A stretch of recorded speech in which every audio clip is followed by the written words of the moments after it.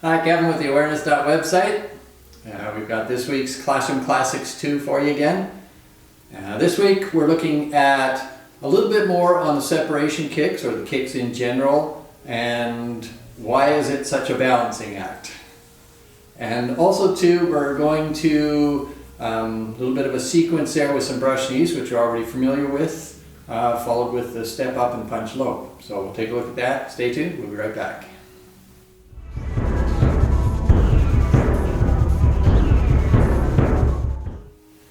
With the separation kicks, and for that matter, pretty much all the kicks, there's a few things that you can do that will help improve your balance. Everybody wobbles with them. It's pretty normal, so don't be too hard on yourself if you find yourself wobbling. But if you can follow these little tips, that'll help you be a little more stable, a little more balanced when you do your kicks. When you go into the first ones, of course, the separation kicks, there's a couple things to pay attention to. When you relax down, you'll step out to the corner.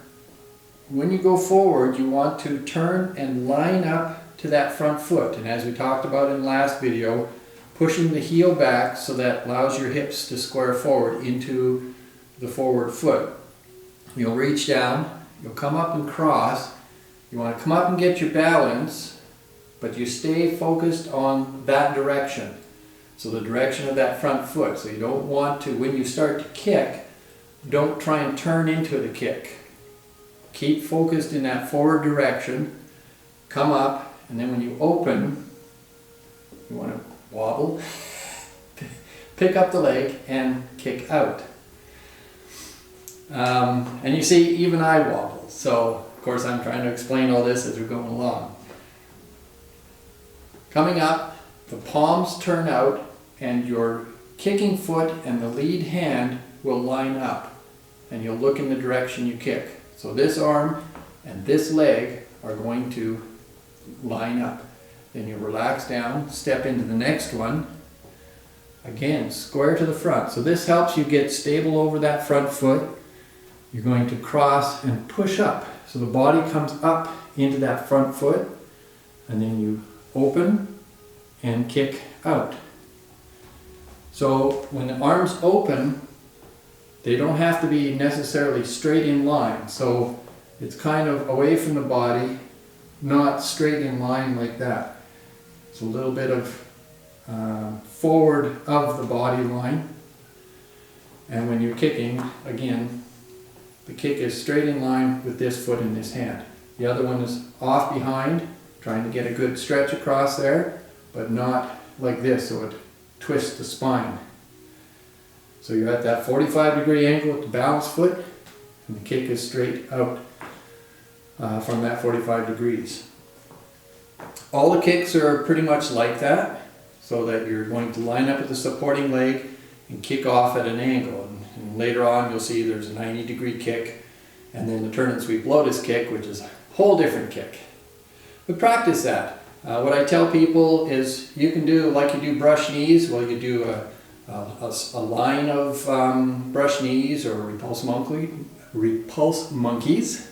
Got 12 wobbles today.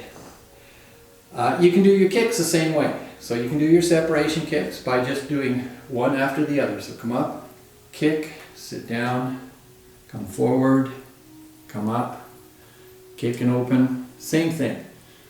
I'm trying to keep my arms within the parameters of our studio space here, so I'm not stretching out quite as much as you might want to when you're working on it. But it's an expansion. So that supporting leg comes up straight and everything expands off of it. So everything extends and then it relaxes and you step down. And then go through to the next one. So if you can try and play around with those things, that should help you with your stability. Again, don't rush the kicks. Take it simple, take it slow, and practice. Lots and lots of practice.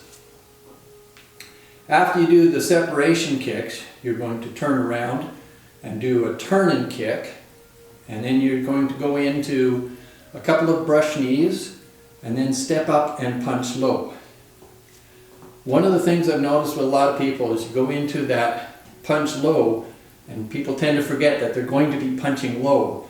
So if you can remember that, when you come through with the low punch, the hand is going to be palm out when you kick, and then you're going to turn the hand over as you relax down and step into the brush knee.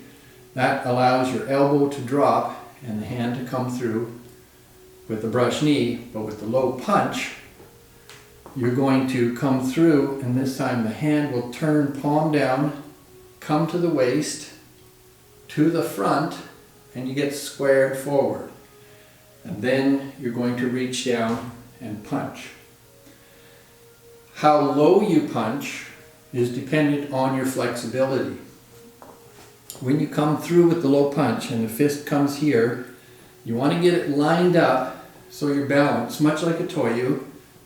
But the fist is coming forward, the left hand circles the wrist, and then you just relax into the front leg and let the arms express downward. Now, getting the hips square is really important because you want the spine to be straight. If your hips aren't square, you're starting to go down sideways and you're twisting your spine. So keep the hips square, let the arms go straight out in front. Some people will punch down low close to the foot. Some people will punch further out to stretch a little bit more. The key thing is letting the weight relax, hips square, and don't squinch. Don't collapse the body. A lot of people won't relax into the hips and they'll try and punch low like this. And this all scrunches everything here. So you want the body to be relaxed and forward. And even though it's bending down to punch, this is still extended. And then you'll come up and go into turn and chop with fist. So if you can keep all that in mind while you're going through the moves, it'll really help. Most of the moves that you come across where you're bending down, so for example, needle at C bottom, the low punch, even the separation kicks where you're reaching down, it's all the same things. You want the hips to be square, you want the arms to reach out, but you want your weight to relax into the front leg with the back leg extending, and don't crunch down into it. Keep it straight, keep it balanced, and your body will love you for it. So that's it for this week. Stay tuned for next week's.